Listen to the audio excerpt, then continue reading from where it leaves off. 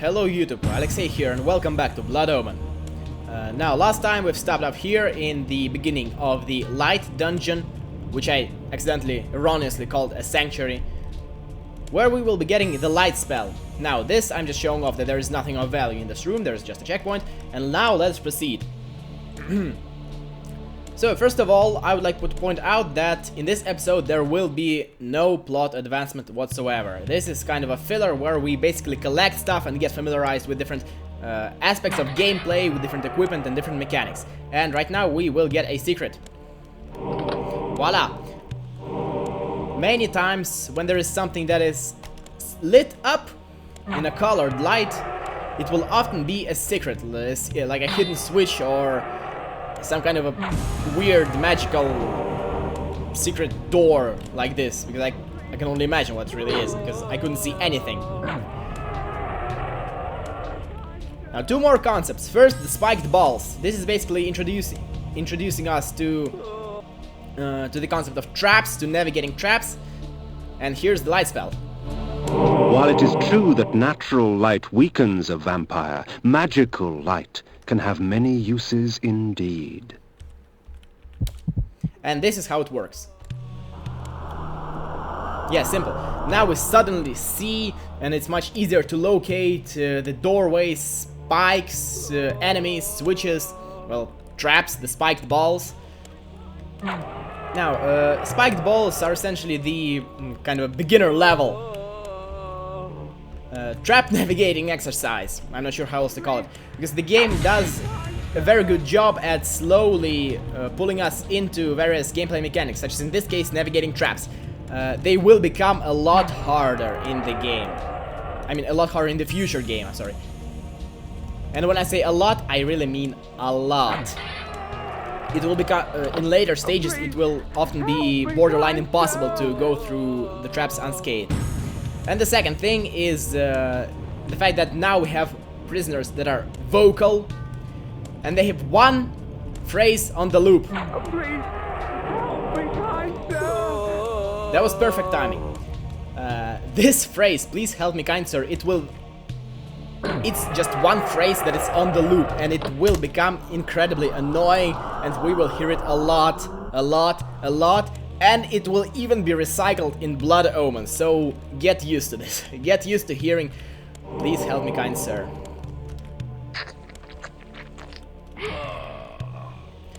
Now, as I was saying, this is basically... Oh my god.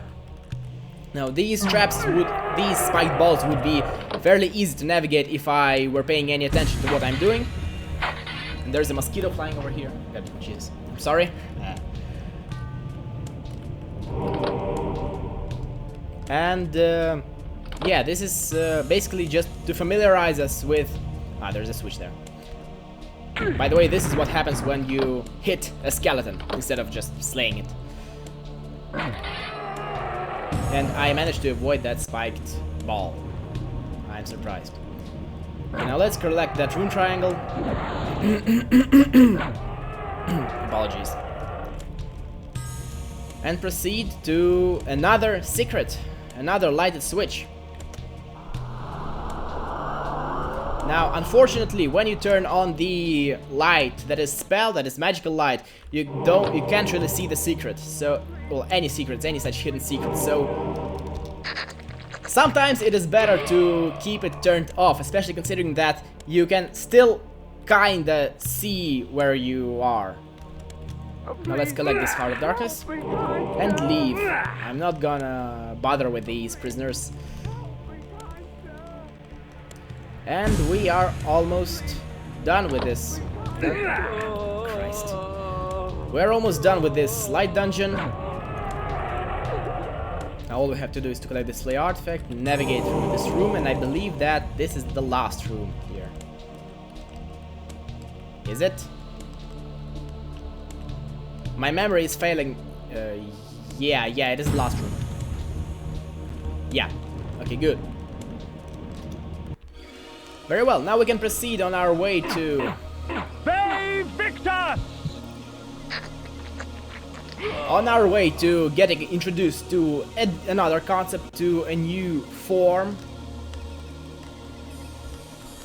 But first we will have to, well, navigate through this basically open field, through this canyon, through these hills, mountains. I'm not sure what these are actually. Now the world in Blood Omen is actually a very big world, but before speaking about that, I will introduce, I will speak of this wolf. I think that it's lamp shading, because what we're gonna get now is a wolf form. And as many other things that are present in Blood Omen, we will never ever see them again in any of the future games. However, please note the smooth transition between the cave and this fancy... My lupine form enables me to move like lightning and leap over obstacles barring my path. But the guise of the wolf brings with it its own kind of hunger and rage. The transition between the cave and the, well, fancy indoors mansion, I'm sure. Now, Kain here spoke of some its own kind of hunger and rage. There is no special kind of hunger or rage associated with the wolf form. There's absolutely nothing in that regard. However, what the wolf form does is it greatly speeds up the movement, and it allows to jump over large pits or jump on high places that Kain cannot reasonably reach in his vampire form. And actually, most of this episode we will actually spend in the, well, wolf form, but not this part.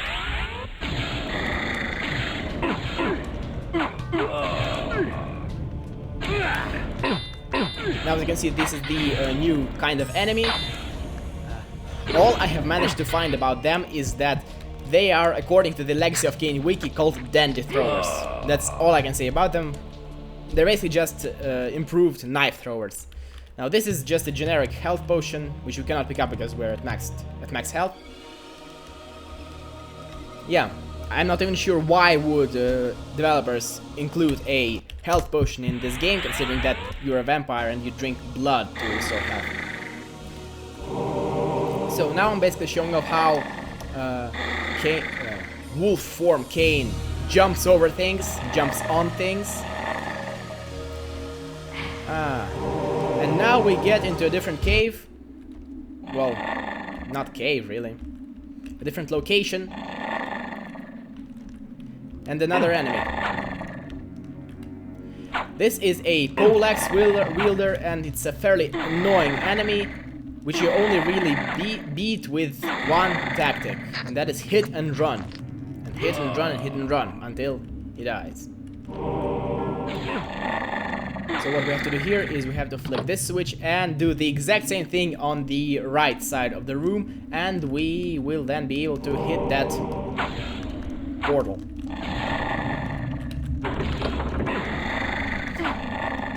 Times like these I wish I could avoid these enemies, but oh well.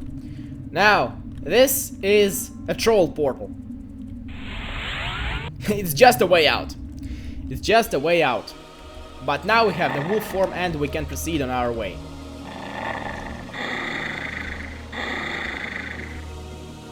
Now, I am... No, not this one. I'm sorry, I am going to take a diverging path. But I accidentally went in the wrong direction first. This is the right direction. I'm just gonna ignore this wolf. There's no point in wasting time on him. Now, what's over here? Ah, a bat. What's it? I can't remember what these... they're not token. They're beacon, the bat beacon. Okay. Now here, we have an entrance to a spirit forge. One must be wary in dealing with the spirit forges. The wraith and shades that inhabit them offer items beyond mortal dreams in exchange for a sampling of your blood. The wraithsmiths forge their items with forfeit souls. Shed your blood for me, and these artifacts will be yours. Imagine what power you could wield. Basically, the point of this is that we will get some flay artifacts in exchange for some of our health. Well, a lot of our health, actually. And I would like to point out the similarities in architecture between these spirit forges and the architecture of a certain race that will be introduced, well, properly introduced in later games in the series. Just throwing it out there. When and if we get to those games, when we encounter that race, you will understand what I'm talking about, and if you know what comes to in the future, you already know what I'm talking about. Okay, let's get the artifacts. So, you come to the Spirit Forge for help, do you, vampire? Trade your secrets for the blood of the dead, I will.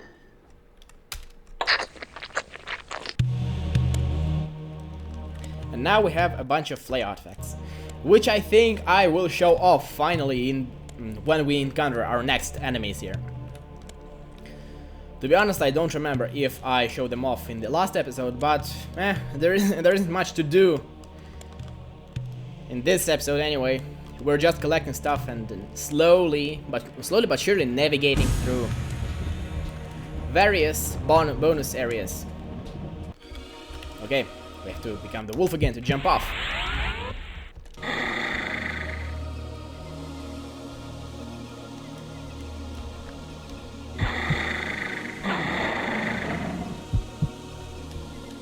Actually, I think that I should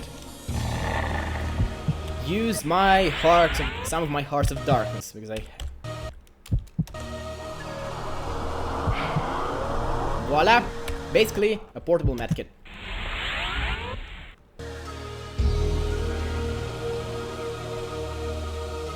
Now, I have moved in the wrong direction, or rather in the right direction, but where I tried to go is the, well, correct way to go to progress through the game, but where I'm...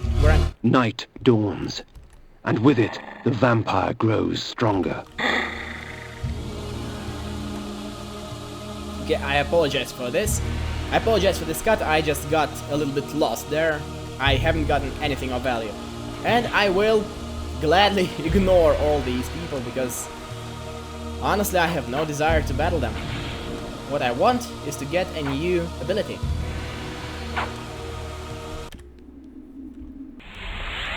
Okay, actually, let's save. Yes, yes, yes. Okay, and what we are going to get in this dungeon is a new spell called Energy Bolt. And we encounter two new kinds of enemies. These are called Scimitar Swordsmen. And their attacking pattern makes absolutely no sense to me. I have no idea how come they, well, managed to extend their hand or sword like that. And these things that shoot fireballs at us, energy balls at us, these projectiles, they're called leeches, and they're extremely annoying to battle without an energy bolt, which we are now going to get. The energy bolt employs magical force in its rawest form. A messy spell, but a potent one nonetheless. Okay, let's equip it.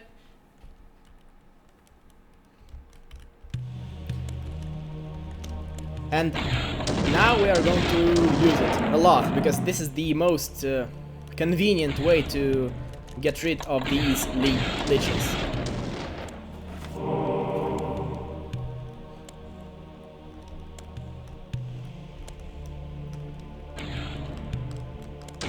And here it's kind of actually a puzzly area, because we have to use these columns, these pillars, to avoid getting hit by their projectiles. But unfortunately, this takes a while. There's nothing I can do about it except maybe speeding the video up, which I'm probably not gonna do. Not because I can, but because I want to show off the game the way it's supposed to be. That is, sometimes painfully slow.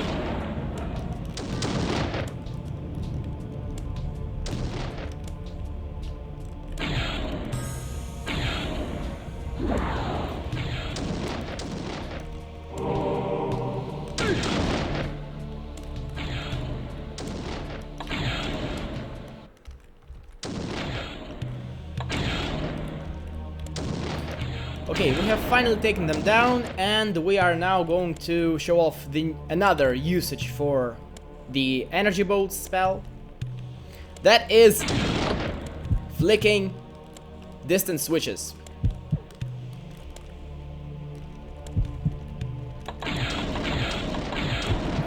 And we need this help.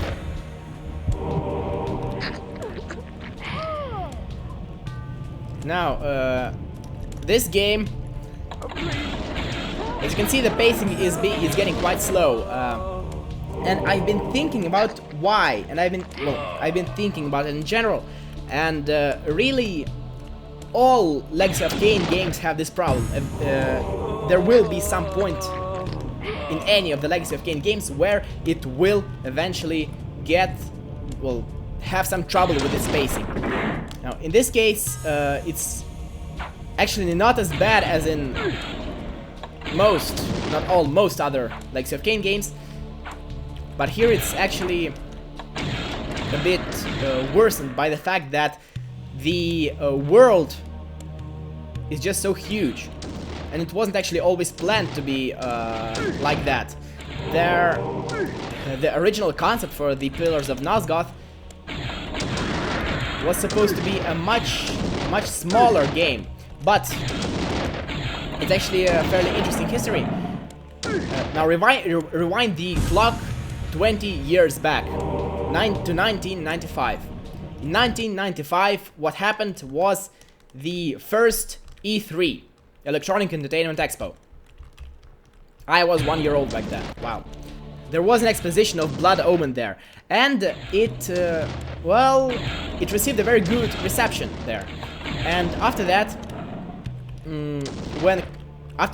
the size of the development team increased greatly, and Silicon Knights, according to, well, their own frequent asked questions, doubled in size. Plus they got several extra game designers from Crystal Dynamics, who actually moved to Canada for the development of the game, and who moved to Canada specifically to assist with the development of the game. And as a result, the size of the world, it increased greatly.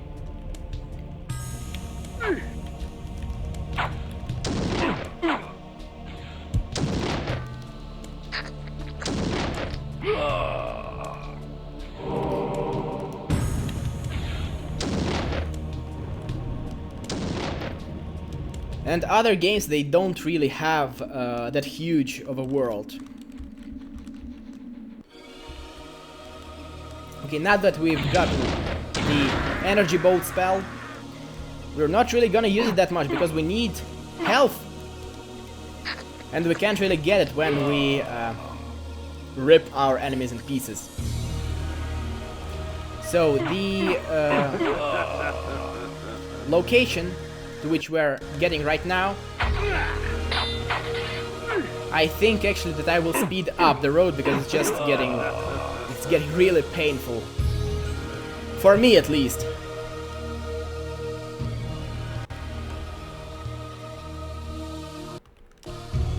Now the next location, or the next settlement in the game, is called Nachtholm. And that is where we are headed, according to, well, in order to progress with the storyline, but we really need to get to the next location to simply show off the mechanic that will later usually be, in fact, a secret. But that will not be a secret here, and I believe that we are here. Yes, we are. Okay, finally. So, what we're showing off is called a blood fountain. The blood of ages flows so sweet. Come, drink from us.